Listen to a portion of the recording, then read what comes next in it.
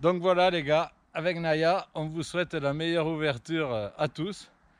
Et puis surtout à ceux du Tarn et surtout à tous les collègues qui me connaissent. Et puis une merveilleuse ouverture à tous avec plein de grosses truites. Hein? Pas vrai Naya? Oh Nouchka, Nouchka, tu vas te régaler. En résumé, donc pour l'ouverture, hein, choisissez le secteur où vous voulez aller.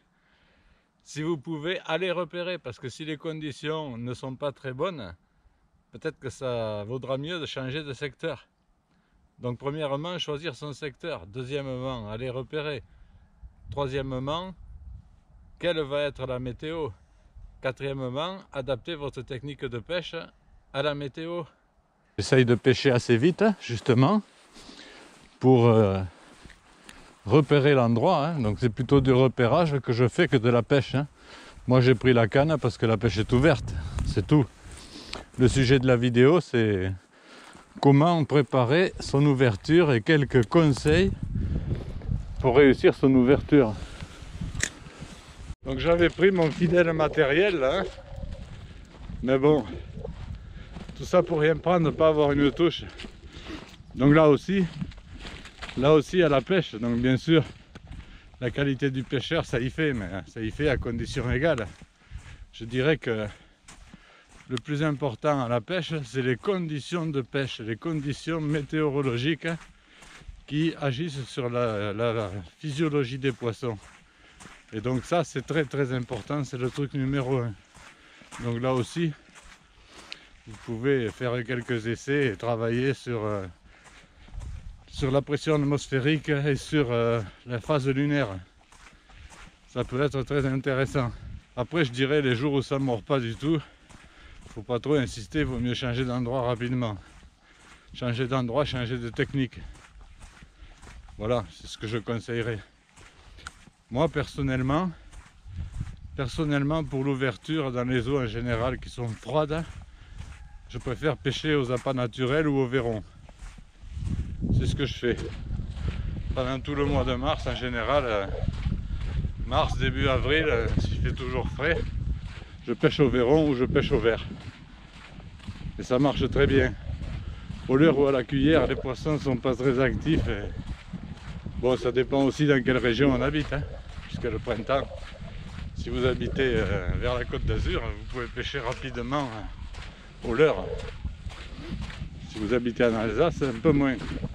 Et ce sont des observations de vieux pêcheurs, des observations de Bubiko Nutu. Voilà. Donc numéro 1, les conditions météorologiques. Numéro 2, l'état de la rivière. Numéro 3, la technique de pêche qui a été choisie. Et je dirais numéro 4 après, bien sûr, c'est la qualité du pêcheur. Et là, mon beau matériel, là, depuis que je suis là, impossible de prendre une truite.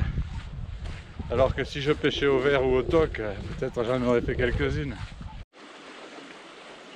Alors oui, j'essaye de pêcher un peu parce que là, je suis toujours en Pologne au mois de février, donc la pêche à la truite est ouverte. Ce que je voulais aujourd'hui, c'est simplement donner quelques conseils, mais humbles conseils pour préparer son ouverture. Parce que si vous voulez éviter d'aller un peu au hasard, moi je conseillerais d'aller repérer, de choisir l'endroit où vous allez faire l'ouverture et si possible, si vous avez le temps, d'aller repérer juste avant.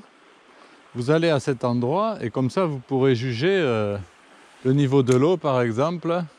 Est-ce que les truites sont dehors? Est-ce que vous en voyez? Est-ce que vous en voyez pas? À quoi vous allez pêcher?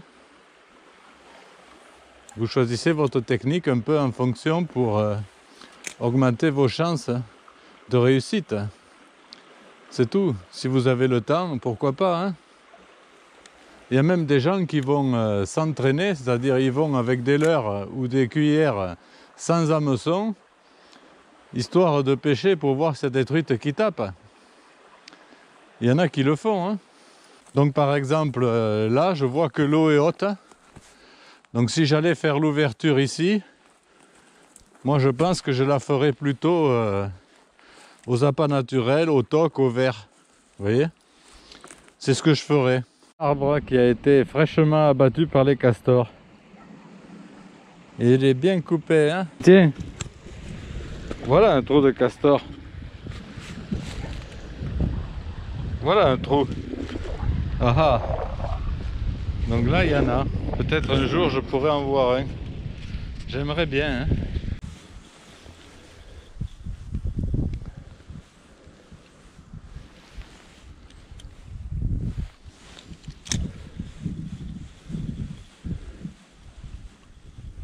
Par contre, là, il y a quand même pas mal d'arbres, il y a beaucoup de caches et de racines, hein. Je pense que c'est un endroit pas mal. Il faudra que j'y retourne à la belle saison, quand les poissons sont dehors et actifs. Et là, je devrais en prendre, à mon avis.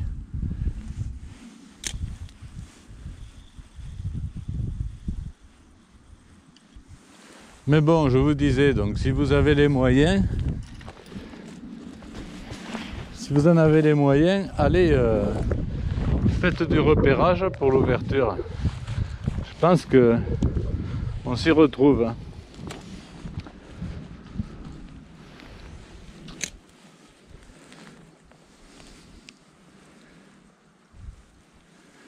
Est-ce qu'il y aurait quelques grosses truites là qui se décideraient à mordre un peu?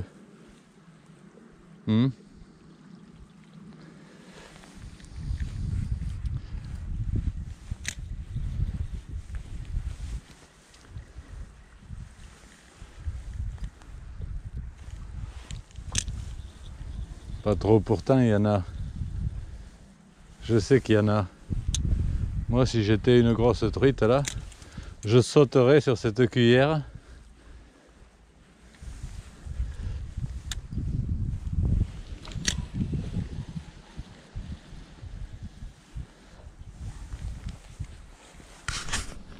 Donc là, je ne connais pas du tout cet endroit. J'en profite pour le connaître. Je vois qu'il y a des castors parce qu'ils ont fait un petit barrage là un peu plus bas.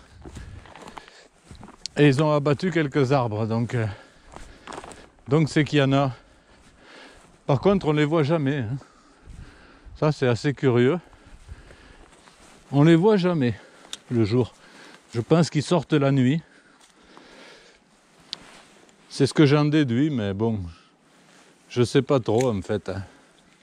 Donc moi là par exemple aujourd'hui, les quelques images que je vous mettrai, je suis allé dans un endroit que je ne connais pas, toujours en Pologne parce que j'y suis actuellement, où la pêche est ouverte, donc j'en profite pour donner quelques coups de canne, mais cet endroit je ne le connais pas. Donc là je suis venu, j'ai repéré à peu près 1 kilomètre de rivière, et donc ça me permettra, quand je reviendrai à la belle saison et que les truites seront plus mordeuses, ça me permettra de connaître l'endroit, de savoir où je peux me garer, est-ce que je peux promener Naya, et un peu de quel côté de la rivière il vaut mieux pêcher, comment sont les coups, etc. Donc là, je la connais un peu, hein, je vais vous la faire voir. Elle est là. Elle est là, voilà. C'est une rivière de plaine, hein, où il y a des truites. Donc là, il y a pas mal d'eau parce qu'il a plu. Alors en été, il y en a au moins 4 fois moins de l'eau. Donc il faut voir. Maintenant, des truites, il y en a, ça c'est certain, hein. Voilà, moi je dirais que le repérage, il sert surtout à choisir sa technique de pêche. Alors, une petite anecdote, moi j'ai eu un oncle, hein, ce qu'il faisait lui à l'ouverture quand il pêchait des petits ruisseaux en Auvergne. Il prenait quelques gamins de la famille, il les prenait avec lui et il les mettait au bord du ruisseau le matin, juste avant que le jour se lève, avec un roseau dans les mains pour que les pêcheurs qui passaient sur le chemin croient qu'il y avait déjà trop de pêcheurs dans le ruisseau. Et donc mon oncle, pendant ce temps, il pêchait tout le ruisseau tranquillement. Et comme c'était un sacré pêcheur, il prenait beaucoup de truites. Donc voilà, c'était juste pour l'anecdote, hein. Il y a toujours des gens qui sont très malins, hein. Voilà. Donc j'avais pris mon fidèle matériel là, hein. Mais bon, Tout ça pour rien prendre, pas avoir une touche. Donc là aussi à la pêche, donc bien sûr la qualité du pêcheur ça y fait, mais ça y fait à condition égale. Je dirais que le plus important à la pêche, c'est les conditions de pêche, les conditions météorologiques qui agissent sur la physiologie des poissons. Et donc ça c'est très important, c'est le truc numéro 1. Donc là aussi vous pouvez faire quelques essais et travailler sur la pression atmosphérique et sur la phase lunaire. Ça peut être très intéressant. Après,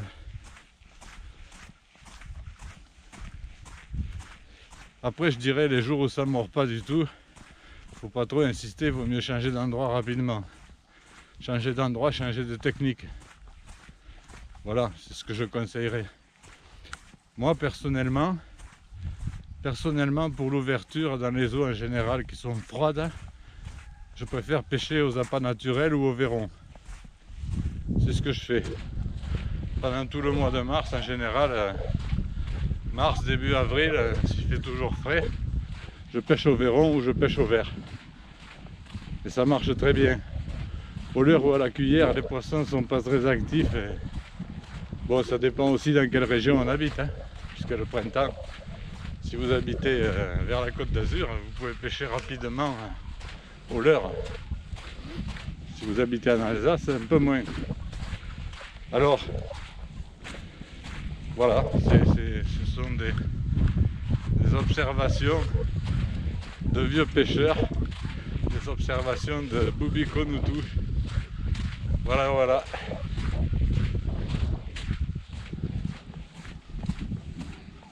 Donc numéro 1, les conditions météorologiques. Numéro 2, l'état de la rivière. Numéro 3, la technique de pêche qui a été choisie.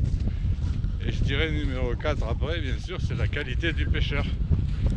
Et là, mon beau matériel, là, depuis que je suis là, impossible de prendre une truite. Alors que si je pêchais au verre ou au toc, peut-être j'en aurais fait quelques-unes. Voilà, c'était mes observations d'aujourd'hui.